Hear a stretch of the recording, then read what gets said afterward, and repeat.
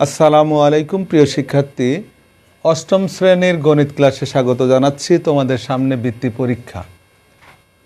তো আজকে হচ্ছে দ্বিতীয় অনুশীলনী অর্থাৎ মুনাফা অধ্যায়ের একটি সৃজনশীল তোমাদের দেখানো হচ্ছে।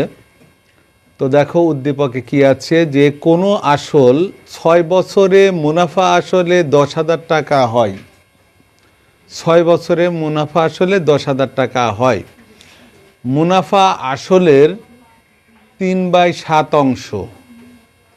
মুনাফা আসলের 3/7 অংশ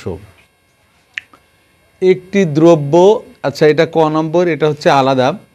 ক নম্বরটা আমরা আগে করি। এটা হচ্ছে অনেক সময় উদ্দীপক রিলেটেড হয়, অনেক সময় হয় না। বলেছে একটি দ্রব্য 475 টাকায় বিক্রয় করায় 5% ক্ষতি হয়। তাহলে এটা কিন্তু বিক্রয় মূল্য, যেহেতু 475 টাকা বিক্রি করেছে, তো 5% ক্ষতি মানে কি? পার্সেন্ট মানে কি? 100, অর্থাৎ 5%, 100-র ভিতরে 5 টাকা ক্ষতি হয়। তো আমরা ওইভাবে অঙ্কটা করব। ক নম্বর, 5%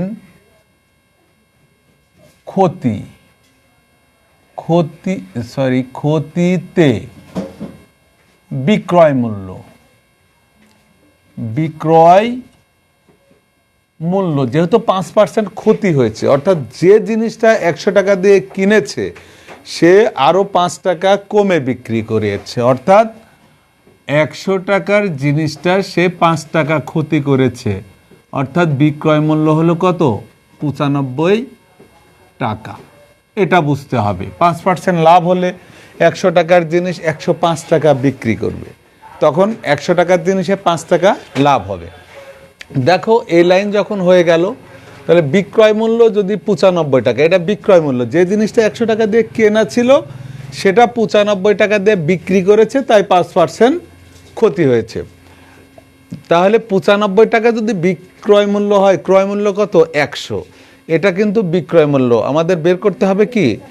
ওই দ্রব্যের ক্রয় মূল্য। তাই লিখব যে বিক্রয় মূল্য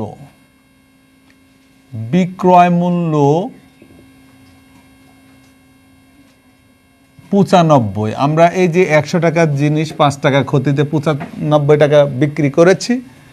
95 টাকা হলে ক্রয়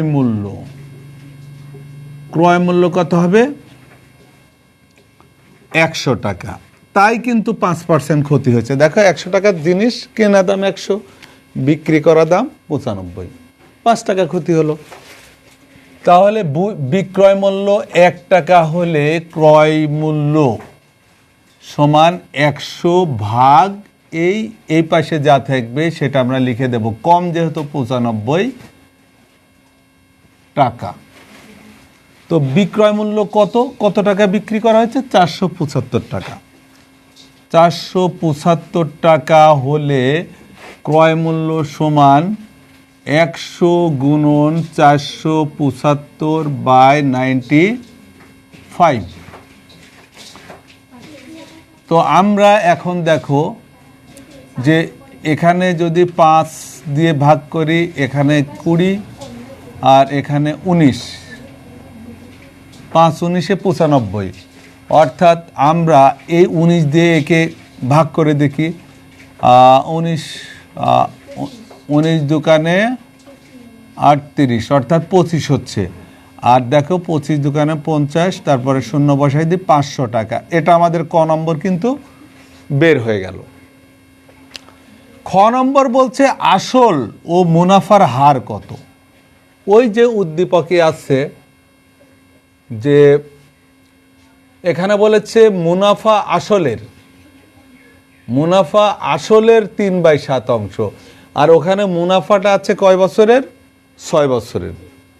মুনাফা যেহেতু 6 বছরের আসল, কোনো আসল 6 বছরে মুনাফা আসলে, আর এখানে বলেছে মুনাফা আসলের 3/7 অংশ।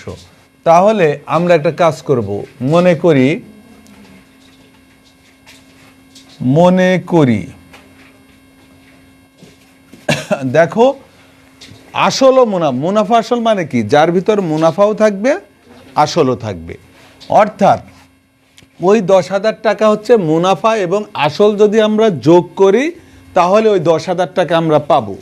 তাই আমরা মনে করে নেব যেহেতু মুনাফাটা আসলের, আসল ধরে নেব, মনে করি আসল, কোনোটাই দেওয়া নাই কিন্তু এখানে বুঝতে হবে যেহেতু বলেছে মুনাফা আসলের 3/7, তাই আসলটা ধরবো, মুনাফা তখন বের হবে।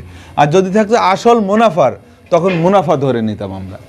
ঠিক আছে, আসল সমান ক, অতএব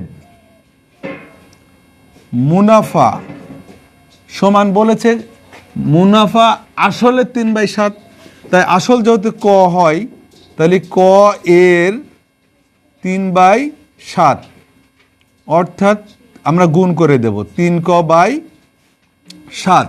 তো আসলও আছে মুনাফাও আছে, এই দুইটা যোগ করলেই কিন্তু এই 10,000 টাকা হবে, যেহেতু এটা মুনাফা আসল। তাই আমরা লিখব প্রশ্ন মতে, প্রশ্ন মতে ক প্লাস ক হচ্ছে আসল আর মুনাফা হচ্ছে 3ক/7 সমান 10,000 টাকা। বা আমরা যখনই ভগ্নাংশ যোগ বিয়োগ আসবে তখনই আমরা কি লসাগু করে নেব 7, অর্থাৎ 7ক প্লাস 3ক সমান কত, 10,000। যেহেতু এটা সমীকরণ আড়াআড়ি গুণ হয়ে যাবে, তো এর নিচে কিছু নাই, এক আছে, একের সাথে এটা গুণ করলে 7 আর 3 10 কয় হবে, আমরা লিখে দেব সরাসরি 10ক সমান, আর 7 আর এই 10,000 যদি গুণ করি 70,000 হবে। তোমরা যদি মনে করো না এখানে আমরা এক লাইন বাড়াবো, 7 × 10,000 লিখে পরের লাইনে 70,000 লিখবো, তাও হবে। আর যদি কেউ মনে করো যে না এটা যেমন গুণ করে একবারে লিখে দিলাম, এটাও গুণ করে আমরা 70,000 লিখে দিই, তাও সমস্যা নেই। আমাদের মান দরকার ক, ক বের হইলে কি বের হবে, আসল।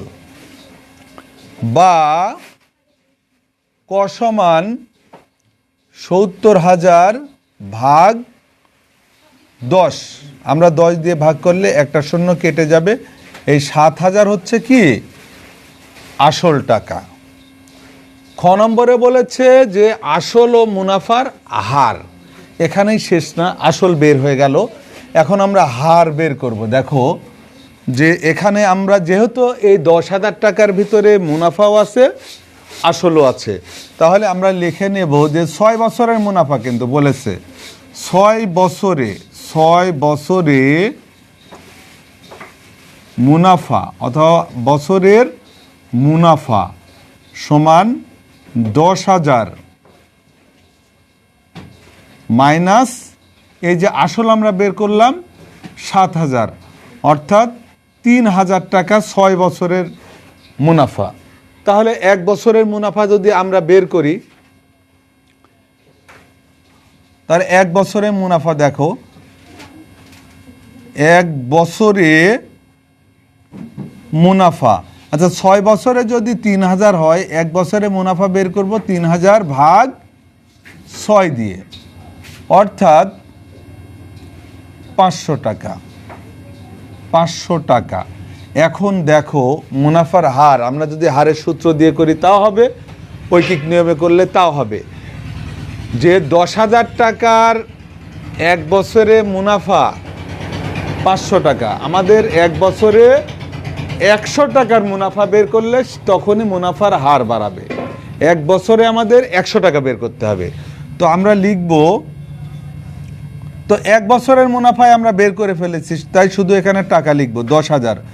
10,000 টাকার মুনাফা,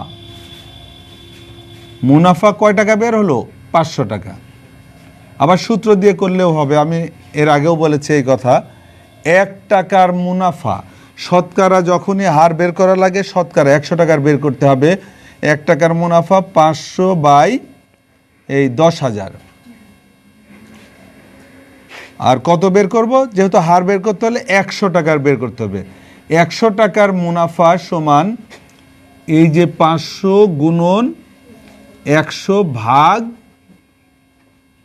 10,000, তো এই 2 শূন্য এই 2 শূন্য কাটা সমান সমান কত, এখানেই দিলাম আমি, এখানে না দিয়ে 5%। মুনাফার হার আমাদের বের হয়ে গেল। এটা হচ্ছে খ নম্বর। আচ্ছা, এখন দেখি গ নম্বরে আমাদের খর কিছু প্রয়োজন আছে কিনা। 5% আসল হচ্ছে আমরা 7,000 পেয়েছি। আচ্ছা দেখো, গ নম্বরে বলছে উক্ত মুনাফা আসল। তো মুনাফা আসল বলতে এটাই, উক্ত মুনাফা আসল কে মূলধন ধরে, তার মানে কি আসল ধরলাম। তো আমরা আগে মুছে নিই, বোর্ড পরিষ্কার করে গ নম্বর শুরু করি। এখানে আমরা অঙ্ক সহজ আছে, শুধু তোমাদের পড়ে বুঝতে হবে। অঙ্ক যে বুঝতে পারবে তার কাছে অঙ্ক সহজ হয়ে যাবে। তো দেখো, আমরা গ নম্বরে লিখব প্রশ্নমতে, প্রশ্নমতে আসল। কেন আসল বললাম? আসল হচ্ছে 10,000। এটা কোথায় পেয়েছি আমরা? এই কথার জন্য পেয়েছি যে উক্ত মুনাফা আসল, মানে এই মুনাফা আসলকে কি ধরতে হবে? মূলধন। মূলধন আর আসল হচ্ছে একই কথা, ঠিক আছে? মূলধন ধরে 10% হারে 3 বছরের, তো এটা হচ্ছে আসল। তো আমরা কি বলেছে? চক্রবৃদ্ধি মুনাফা নির্ণয় করো। তো এখানে একটা এই যে বিষয় আছে, মূলধনের যে সূত্র, আমরা চক্রবৃদ্ধি, দেখো সি সমান, এটা হচ্ছে চক্রবৃদ্ধি মূলধন, চক্রবৃদ্ধি মূলধন। আচ্ছা, পি ইন্টু 1 প্লাস আর পাওয়ার এন। এখন এখানে যখনই আমরা মূলধন, চক্রবৃদ্ধি মূলধন মানে কি, এর ভিতরে লাভও থাকে মুনাফাও থাকে। তো এর ভিতরে যদি মুনাফা থাকে এবং আসল দুইটাই থাকে, তো এখান থেকে যখনই আমি আসল মাইনাস করব, তখনই কি হলো? এটা ছিল মূলধন, এখন এটা মুনাফা হয়ে গেল। আবার যদি কেউ মনে করো না, আমি মূলধন বের করে লাস্টে এই 10,000 বিয়োগ করে দেব, তাও হবে, ঠিক আছে? তো আমি এইভাবেই করি, ওইভাবে তো বলে দিলাম একবারেই হবে। আর এইভাবে কি, এই কথাটা বারবার না লিখে শেষে বিয়োগ করা। তো আমরা এখানে দেখো পি পি অলরেডি পেয়ে গেছি 10,000। তারপর বলেছে কি এন 3,000, এই সরি 3। আর মুনাফার হার কত বলেছে? 10% সমান 10/100। তাহলে এখানে দেখো যে আমরা পির মান বসিয়ে দিই 10,000। আচ্ছা, তারপরে এখানে 1 প্লাস আর হচ্ছে 10/100, এন হচ্ছে 3। এখন তোমরা যদি কেউ, অনেকেই করে এটা প্লাস একবারে হারটা বসাই দিয়ে ক্যালকুলেশন করে নেয় ক্যালকুলেটরে। আর যদি ক্যালকুলেটর না থাকে, দেখো এই যে 10,000, তো এখানে হচ্ছে আমরা এটা কেটে নিই 1/10। তো এখানে 1/10 আমরা, এই 10 হচ্ছে লসাগু, তাহলে 10 প্লাস 1 পাওয়ার 3। তো আমরা একটা কাজ করি, এবার এই 10,000 এখানেই আমরা লিখে নিয়ে, যেহেতু আমরা যদি এর পাওয়ার এর পাওয়ার 3 দিই, তাহলে কি এ গুণন এ লেখা যায়। তো এটার রেজাল্ট হচ্ছে কি 10 আর 1 11, 11/10, 11/10 কয়বার হবে? পাওয়ার যত তত 3 বার, 11/10, 11/10 ক্যালকুলেটরে যদি করো আরও তাড়াতাড়ি হবে। তো এই শূন্য এই শূন্য এই শূন্য কেটে দিলাম। অর্থাৎ তোমরা এখন ক্যালকুলেটর ব্যবহার করে গুণটা করো। এই 11, 11, 11 আর 10 গুণ করলে 13,310। এটা কি মূলধন, চক্রবৃদ্ধি মূলধন, আর বলেছে কি মুনাফা। অতএব আমরা লিখব চক্রবৃদ্ধি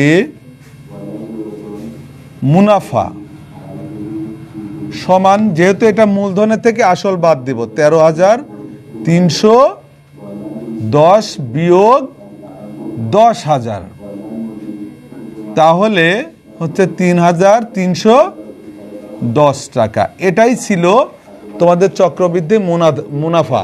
আর যে কথা বলছিলাম সূত্রে বারবার দেখো, এটা লাস্টে বিয়োগ করলাম, আর এখানে তোমার প্রতিবারই এই 10,000 মাইনাস করে আনতে হতো, বিষয়টা কিন্তু একই।